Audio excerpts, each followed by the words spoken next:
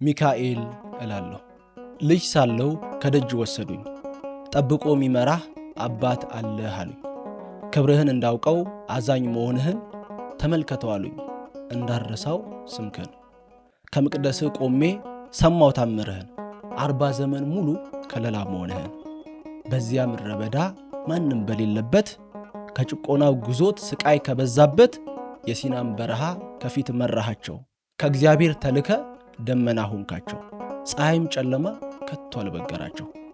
ይህን ጥበቃህን ሰማው ደጋግሜ በልጅነት ልቤ ከመቅደስህ ቆሜ።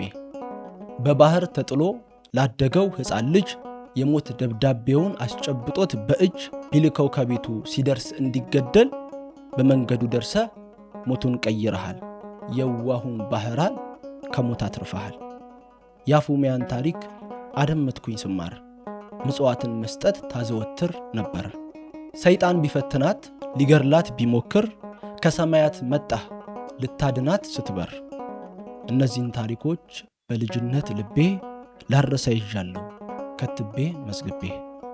ስገባ ስወጣ ሚካኤል እላለሁ፣ ለንግስ ስመጣ አባቴ እላለሁ።